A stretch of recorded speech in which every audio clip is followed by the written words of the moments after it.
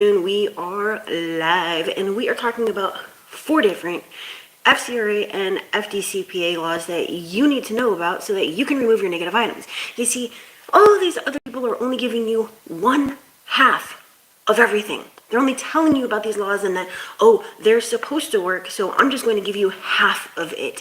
And that is not the way that it works. If you don't know about these, if you don't know how to use them, you're not going to remove your negative items. And hey, you're going to be back here watching my 1,200 videos going back 9 years all over. And I don't want that to happen.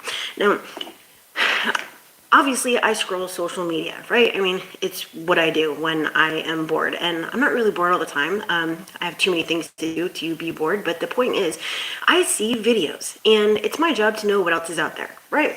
And what we have out there, let me just move my camera just a little bit. What we have out there is a bunch of people who are just making videos, not knowing about what they're talking about, filling your head with nothing but false half-truths and not telling you what's real, right? I mean, I saw a short of someone like, dancing or whatever, and it just said, you can remove your negative items if you use 1681, and then I'm like, what? Do you even know what that's about? Oh, you can do this with section 623. All you need to know about isn't it? No. Do you know what 623 is? Do you know what FDCPA 807 is? Do you know what's really behind 1681? Do you know what 611 does? Well, if you don't, then right now you need to pay attention because I'm going to explain it. And I even have these laws written on the board behind me. It's really simple. So instead of these half-truths, let's talk about this right now. You see, can you remove negative items from your credit report? Yes, you can. Yes, you can. But instead of these people, right, just telling you that all you have to do is use a law and instantly your negative items are going to come off, how about we talk about how to actually use them, because it doesn't work like that. I actually had someone submit a comment on my videos that said, it was like on 3 different videos, same comment that said, hey, Kristen, if I use this law that you're talking about, they should instantly remove my negatives, right? What? Why would it go on your credit report to begin with? Why would that law even exist? Why wouldn't they just remove it instantly? I mean, what is it? What purpose does it have on your credit report? It has no purpose. They would just give you your house. They would just give you your credit card. They would just give you that higher limit that you want. It does not work like that. And if we don't fight for the things that we want, then we're not going to get these removed. They are not obligated to give us these things. When they go on your credit report, they are supposed to stay there for the full statute of limitations, which is 7 years, 7.5 actually, okay? It's 7.5 after the date last paid, right?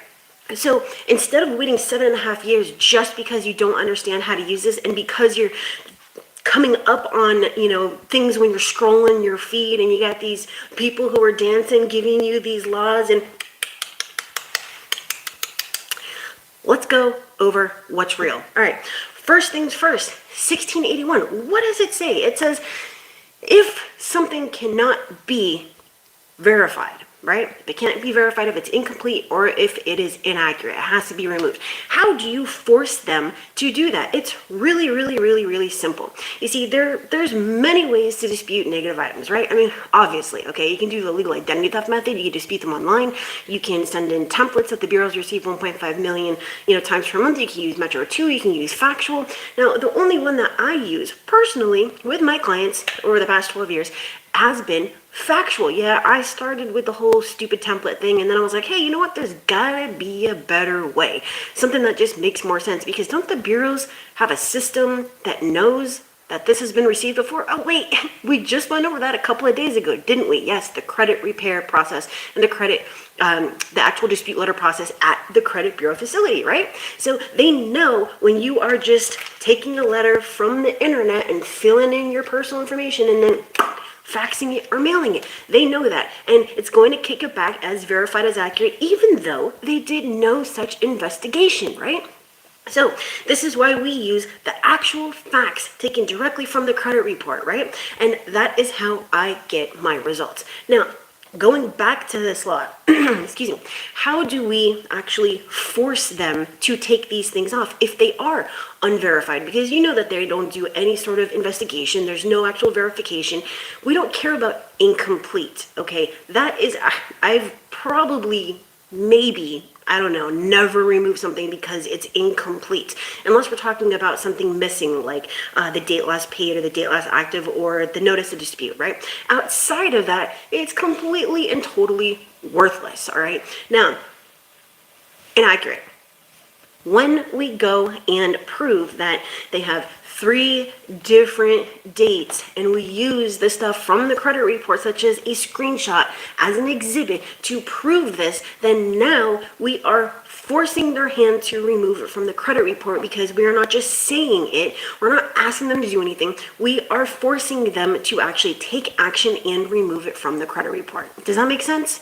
Yes or yes? Yes, thank you. Okay, now 611 says that if they remove something and put it back on your credit report, they are required to notify you within 5 business days. Well, guess what? They're not going to. They're just going to put that sucker right back on your credit report, right?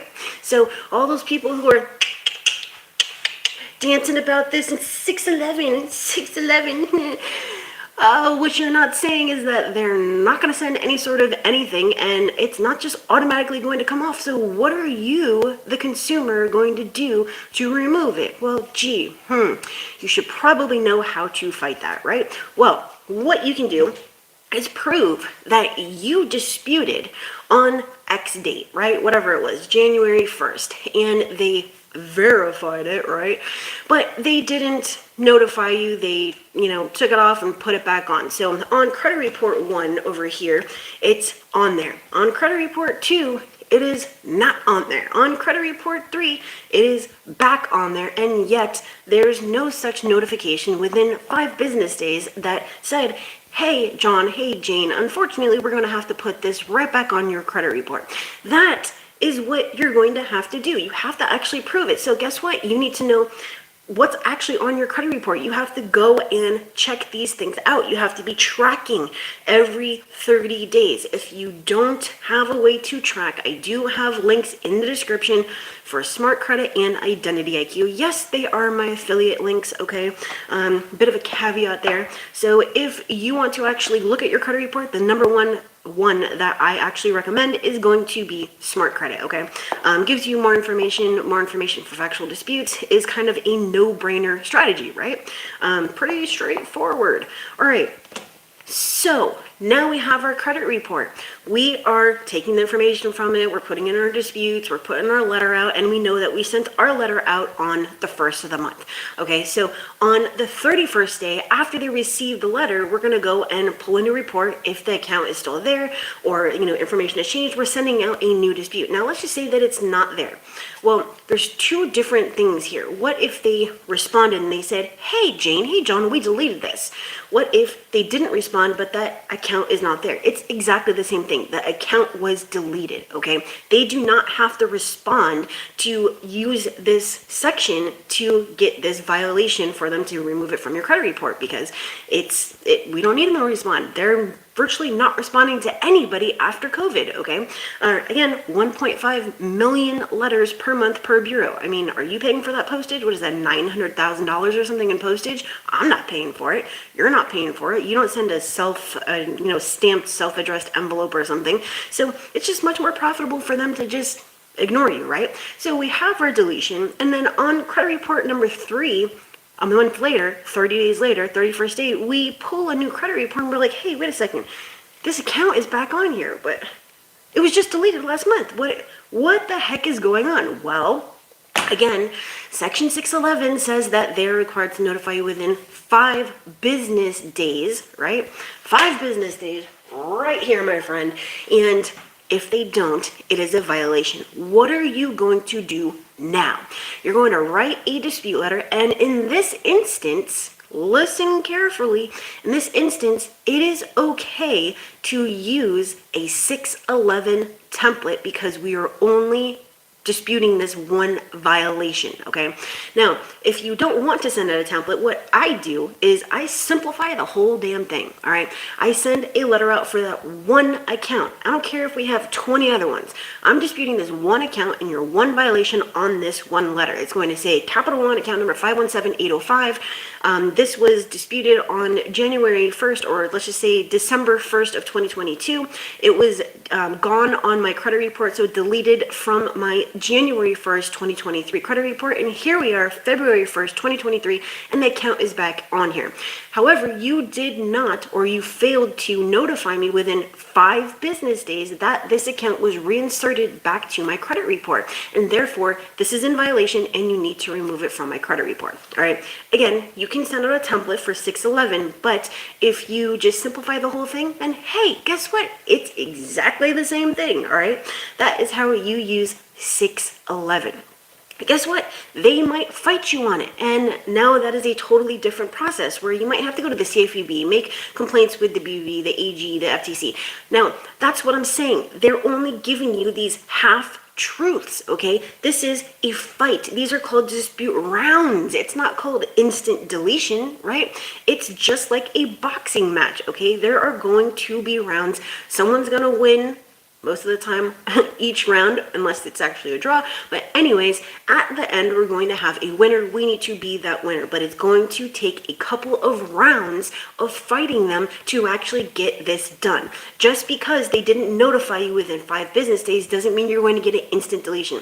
Just because you send them a letter notifying them with proof that they did not respond, that it was deleted, and that it was put back on, that, hey, it doesn't mean it's going to come off. You might have to fight it, okay? That is what all these dancing people are missing when they tell you all this stuff, okay? Speaking of which, if you don't want someone who's going to give you half-truths and actually gets things removed from the credit report, then hey, my740.com, schedule a call with me, and I will see if I can help you and actually increase your credit scores and remove your negative items, because that is what I do, and I've been doing it for 12 years, okay? Now, next one, let's go right here. 623. This is my favorite one. Okay, we actually have 2 that fall into the same category. 623, FCRA, and FDCPA 807, okay? Now, we've actually been talking about this a lot lately. Why? Because it works. Why? Because I use it all the time. Why? Because I do this on round 3, right? Round 1 is your, regular, schmegular, remove these things, here's the inaccuracies, here's the violations. Round 2, we're going to check to see if they put that notice of dispute, and we're going to send out a different type of dispute. Round 3, we're going to hit them with the violation of Section 623 with the bureaus and the creditors and FDCPA 807. What is this law? This law says that they're actually supposed to put a notice of dispute in the comment section, right? So it's supposed to say something along the lines of disputed by consumer. If it doesn't say that by the 31st day after they receive your first dispute letter, then it is a violation. And again, just because it's not there does not mean that it instantly comes off. It wouldn't be on there to begin with if it were like that, right? So, and I actually saw someone the other night that was dancing and showing, hey, Section 623, 807, FDCPA, just say it and they're going to remove it. No. Why are people in the credit repair process for 12 months, 24 months, 5 years, if it were that simple? You're going to pay, what, $40 to someone, $100, $150, $200, $300, $500 to be able to go out and send one round of disputes, and then now you got your house? You really think you're going to pay $40 to $500 or even $1,000 or $1,500 to be able to get $500,000 or to get $5,000 credit card or to get a $10,000 personal loan? No. And I'm not laughing at you. Maybe you did believe these things, but they are not true. All right. This is a process. These laws, they were not meant for us. They were not made for us. But instead of thinking these things as loopholes, these are just keys that we can use to basically beat the system. We're not trying to fool the system. We are going to beat the system. And the way that we beat the system is by understanding these laws, understanding how they correlate with our specific situation, and being able to actually utilize them and understanding what happens after you've been rejected when it doesn't work, okay? When you say, hey, this is inaccurate, remove it, and they don't, what are you going to do? When you say, hey, you didn't enter the notice of dispute, and they say, we don't care, what are you going to do? When you say, hey, wait a second, you didn't send me any proof, and they say, we don't have to, what are you going to do? Well, I'm creating a whole new series that explains what happens after that actually happens, after they say no to you, after after they don't respond, after they verify, after all these things, okay? You're gonna see a new playlist. We're not gonna really talk about that right now, but these two are gems. These two are fire, okay? This is literally what I use every single time, all right? How do we do this? So you disputed something, 31st day, notice of dispute is not there. Well, you can follow the validation of debt method. And if you go back through my last 4 or 5 videos and lives, I've been explaining the whole thing. I even have a playbook that explains it, okay? And not only explains it and literally breaks down the law, but actually give you the disputes that go out. And it can be used for collections, it can be used for charge-offs, it can be used for anything, okay? If you want to access that, it's I didn't put it on the board behind me, but it's really simple. It is sendme2.co/collections, okay? And that one has the entire validation of debt method in it, as well as telling you obviously how to remove collections. Now, if you want the one that explains the whole credit sweep process, literally how to create your dispute letter, how to create your dispute reason, actual examples of dispute letters, the breakdown of creating your first paragraph, what's supposed to go in it, how to utilize the FCRA violations that I give you on that one. And just so you know, the collection one has 24 violations, the credit sweep one does not have that many, but they are different. Then you can go to sendme2.co/get-my-cheat-sheet. All right, one for credit sweep secrets and one for collections and the validation of debt. 2 totally different playbooks, all right? Now, with the validation of debt, what they are not telling you is we don't just say a law and send it. No. We might have to reach out to the creditor first. We might have to reach out to, not first, but reach out to the creditor. We might also have to reach out to the collector. We might have to continue on with the bureaus. We might have to make complaints. We might have to go to a small claims court. But when you understand this process, you're not going to be totally missing the entire how-to of this and not be able to remove your negative items, right? So let's say we are on round 3. That thing that we disputed, the account, the inquiry, the whatever, not inquiry, but like late payment or whatever, it doesn't say disputed. What do we do at that point? Well, here is the very, very simple but magic response to that. You are going to say, I disputed this on X date, and this is exactly like the one for section 611. I disputed on this date. This notice of dispute was required by this date because you received my letter on X date, and it was not. Delete for failure to enter the notice of dispute by X date, and we are going to simplify this, but I just want you to understand it, for violation of section 623. So that's going to be in your letter to the bureaus. Now, there's a different way to dispute it with the collectors, and again, that is in the validation of debt process. We are not going to go into that, but if you want to simplify this, the way that I write it is delete for a violation of section 623 for failure to enter the notice of dispute by X date because you received my letter on Y date. It's really as simple as that. So now we have different violations that we can use. We have the violations for FDCPA 807, 807-8 with the collectors. We have the entire process that we can use for that, and more than likely you're not going to end up going to court. Then with the bureaus, we have section 623, failure to enter the notice of dispute. We have 611, failure to notify within 5 business days that an account was reinserted. And then we have 1681, removing negative items or inaccurate negative items, right? For incomplete, inaccurate, or unverified. Now, I used to really only go on after unverified, but what does that really mean? They can send you a statement and it might be held up in court. So why are we going to do that when we can just go after the facts?